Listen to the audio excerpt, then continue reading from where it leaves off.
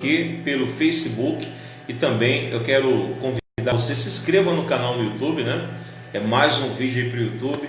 Se inscreva no canal, ative o sininho de notificação e creia, meu irmão, que Deus ele é fiel. Esse é o projeto Semeando a Palavra, né? Tanto na rádio como no YouTube, nas plataformas, semeando a palavra de Deus para as nossas vidas.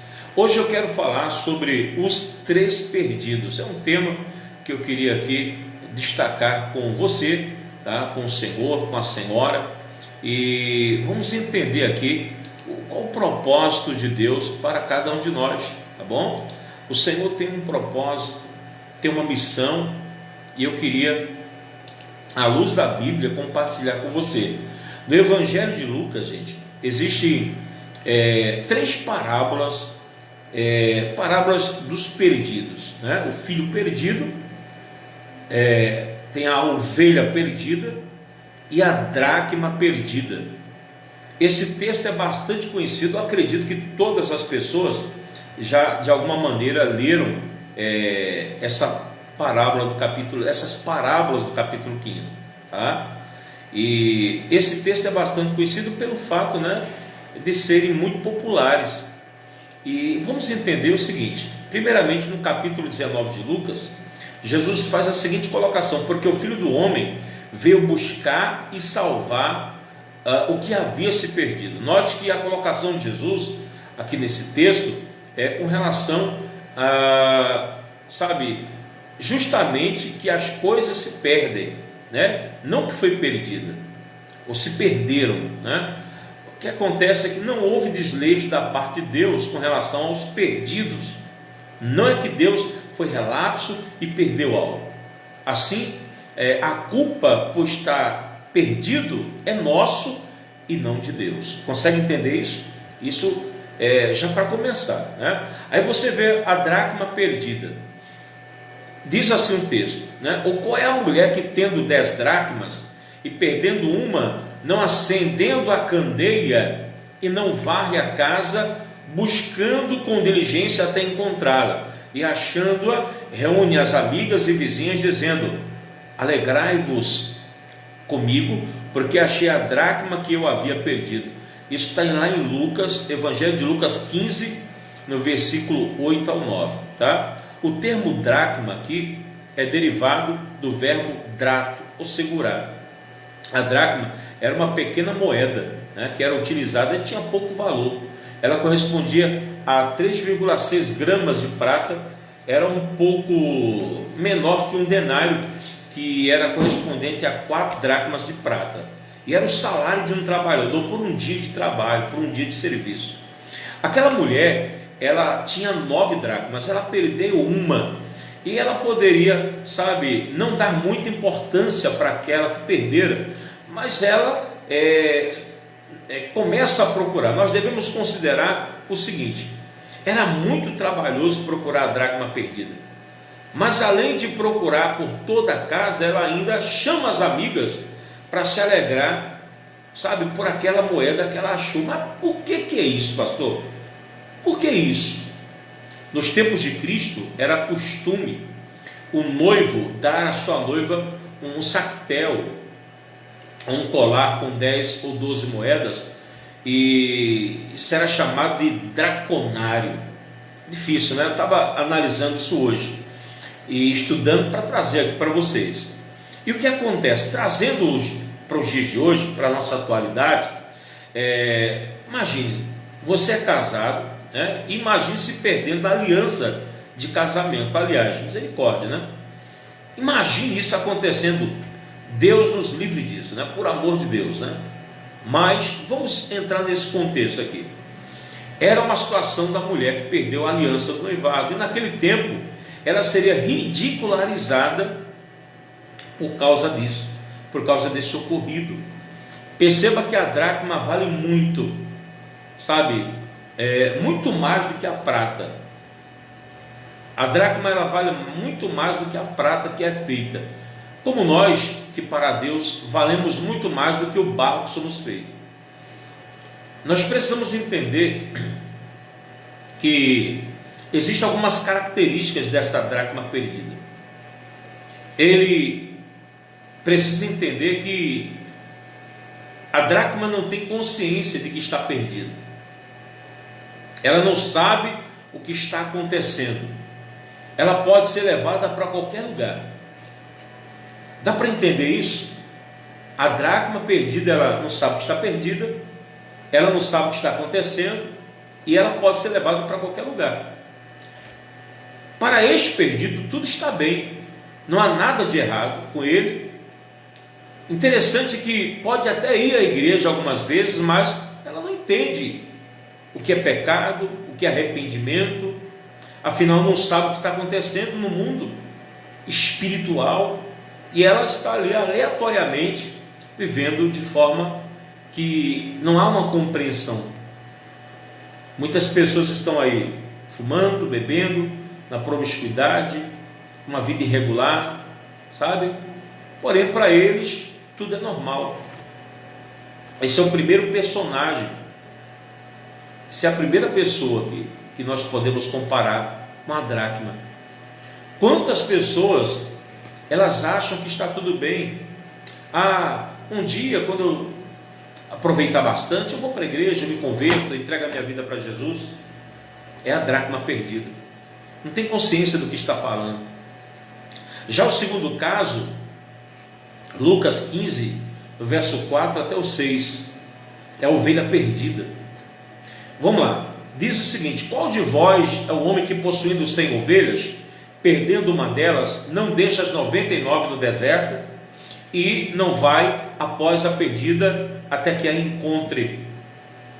E achando-a, porém, põe-a sobre os ombros e, cheio de júbilo, chegando à casa, reúne os amigos vizinhos e lhe diz: alegrai-vos comigo, porque achei a minha ovelha que se havia perdido. Olha, interessante, não foi o pastor que perdeu a ovelha, porém a ovelha que se perdeu. Consegue entender? Você consegue entender o raciocínio? O pastor não perde a ovelha, mas a ovelha se perde. Os judeus não tinham o costume de ter animais domésticos, mas alguns deles adotavam ovelhas como animais de estimação. Tal afinidade do pastor com o seu rebanho, exemplo disso que vemos no caso do profeta Natã, que conta ali, o caso de um homem que tinha uma ovelhinha de estimação. E o que acontece? Ele chega e conta essa história para Davi, ele conta esse caso para Davi, e fala que esse homem era pobre, só tinha essa ovelhinha, e era um pequeno cordeiro. Isso está escrito lá em Samuel, 1 Samuel, aliás, 2 Samuel, capítulo 12, versículo 3. Eu vou até ler o trecho aqui para você. Mas o pobre não tinha coisa alguma, senão uma pequena cordeira, que comprara e criara. Ela crescera em companhia dele, e seus filhos do seu bocado comia, e do seu copo bebia, e dormia no seu regaço, e tinha como filha. Então, nós vemos aqui o fato, da ovelha, do carinho da ovelha, que o pastor tinha, pela cordeirinha. Só que, você vê aqui o cuidado, o apreço, colocando próximo de si. Pastor, mas onde o senhor quer chegar? Eu quero chegar que Deus tem cuidado de nós, como pastor. Ele cuida de nós, Ele sempre quer o nosso bem, Ele sempre preza pelos seus. Existem algumas características nesse trecho da ovelha que se perdeu. Ela tem consciência que está perdida, ela não sabe o caminho de volta, e terceiro, ela não pode ser levada por qualquer um, pois conhece o seu dono e conhece a sua casa. É um outro tipo de pessoas. Primeiro, deixa eu perguntar: em que situação você se encaixa? Você é a dracma, não sabe que está perdida? Ou você é a ovelha que sabe que se perdeu? Me diga aí. Você sabe o que está acontecendo? Ou você não sabe o caminho de volta? Você pode ser levado por qualquer um, como a dracma, ou você, não quer ser levado por qualquer um. A diferença da dracma para a ovelha é isso. Um não tem consciência e o outro tem consciência. Mas mesmo a ovelha tendo consciência, está perdida. Querido, esse tipo de perdido busca a Deus de várias formas, né? É o religioso. Sabe que é pecador, busca a salvação, sabe que está perdido, mas não sabe onde achar. E fica tentando buscar felicidade em vários ambientes, em vários lugares.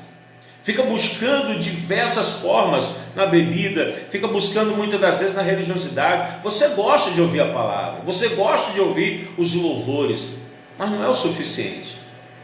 E você continua aí preso numa vida, sabe, de perdição. Existe agora uma terceira parábola, que é a parábola do filho perdido. Eu estou fazendo uma síntese, tá? Estou sendo breve, o tempo é curto, mas em Lucas capítulo 15 ainda, no verso 12 ao 17, diz o filho perdido, né? O mais moço disse-lhe: pai, dá-me a parte dos bens que me toca. Repartiu, pois, seus haveres. Poucos dias depois, o filho mais moço, ajuntando tudo, partiu para uma terra distante, e ali desperdiçou os seus bens, vivendo dissolutamente. Havendo ele dissipado tudo, naquela terra uma grande fome começou a passar necessidade.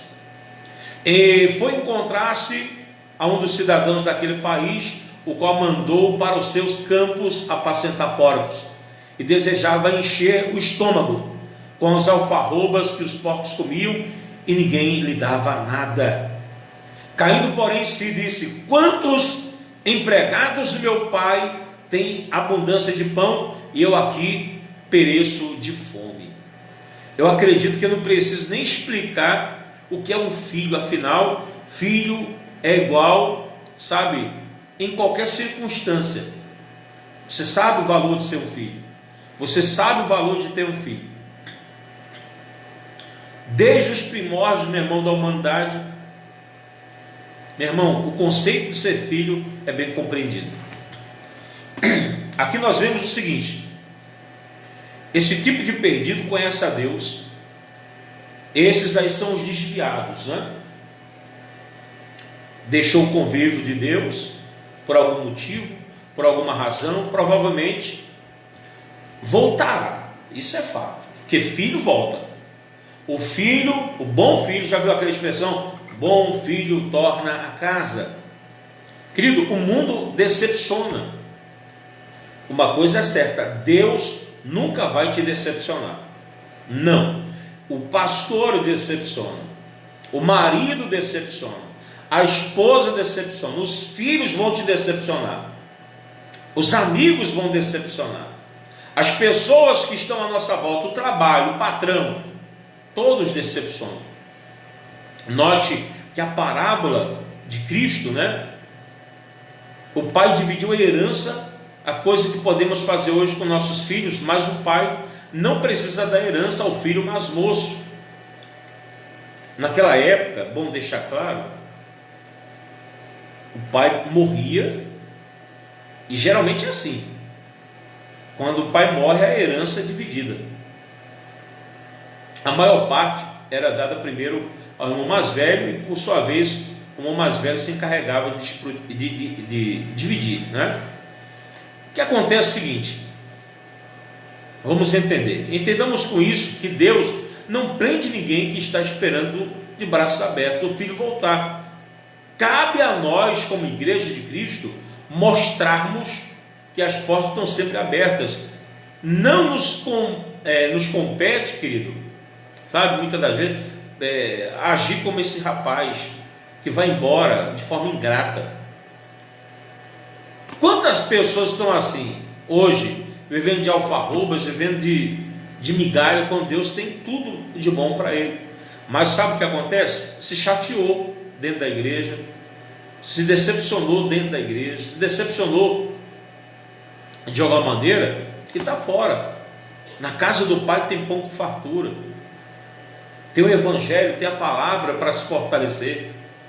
Mas muita gente está trabalhando como escravo. Eu não estou falando de trabalho físico, eu estou falando, meu irmão, o trabalho, meu irmão, que o mundo nos prende com tantas ilusões. A consciência da perdição está nesses três indivíduos. Todos eles estão perdidos de alguma maneira. É como a dracma que perdeu dentro de casa, é como a ovelha que se perdeu fora de casa, né? Estava ali, afastada, sem saber como voltar. E existe o filho que se perdeu, sabe? E queria voltar, mas não, sabe? Acho que o constrangimento, às vezes, sabe, a pessoa fica ali, será que eu volto? Será que eu não volto? E a vergonha, muitas das vezes, do retorno, né? Como as pessoas vão encarar, mas ele engoliu o seu orgulho, a sua vaidade, e foi, e voltou para os braços do Pai. Faça o mesmo, querido. Nas três parábolas, a alegria, a mulher quando encontra, a alegria do pastor quando encontra, e a alegria do pai quando encontra. Independente de que tipo de pessoa você seja, a alegria do retorno sempre é imensurável. A festa. Não permita, querido, se manter longe do amor e da graça de Deus. Volte para Ele. Dá tempo. Nesse momento agora, se dobre e diga: Senhor, eu quero renovar a minha comunhão e aliança contigo. Eu quero renovar a minha comunhão com o Senhor.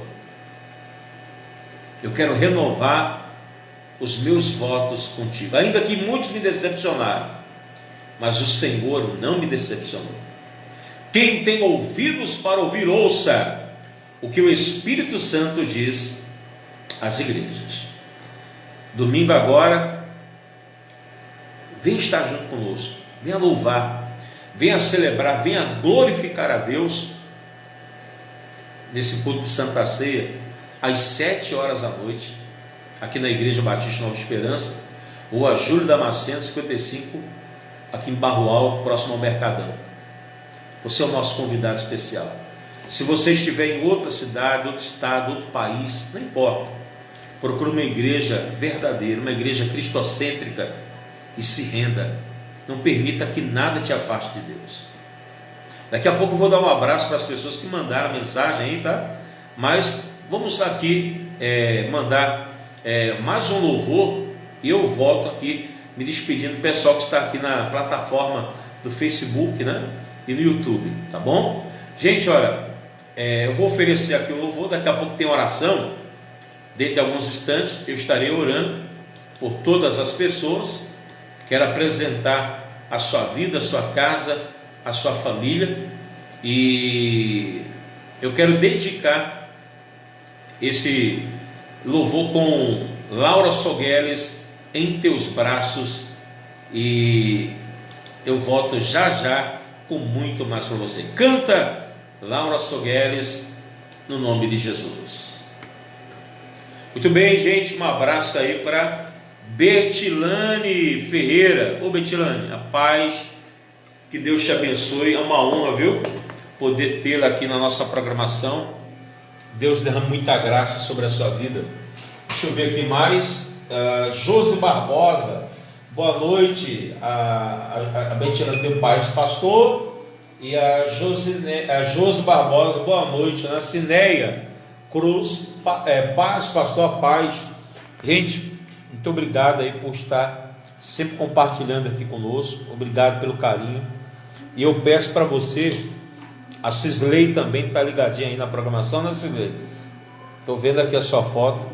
Um abraço a você e a toda a sua família. E, gente, não é fácil não. Tem hora que nós nos perdemos, viu? Tem hora que nós nos sentimos meio perdidos. E o problema é o que muitas pessoas pensam a nosso respeito. E pouco importa o que as pessoas achem, o que as pessoas digam. Pouco importa o que as pessoas estão falando de você. Não fique dando ouvidos a esse tipo de gente, não. Ouça a voz de Deus, pronto. Simplesmente o Senhor tem sempre reservado o melhor para cada um de nós. Coloque a sua vida nas mãos de Deus, tá bom? Coloque as suas vidas diante do Senhor. A Elisa também está aqui junto conosco. Louvado seja Deus, que não nos decepciona, Ele é fiel. É verdade, Elisa. Deus, Ele nunca irá nos decepcionar. Nós vamos ter, em algum momento da nossa vida, grandes decepções, pequenas decepções, mas fato é que Deus, Ele sempre é aquele que nos acolhe e sempre está do nosso lado, nos dando a mão, nos dando a força. Queridos, mais uma vez eu agradeço, viu, pela presença e a companhia de vocês. Não esquece, vem estar conosco neste domingo, vai ser Santa Ceia, será um momento muito especial. Na oportunidade, nós vamos até preparar um pão asmo. Pastor, o que é isso?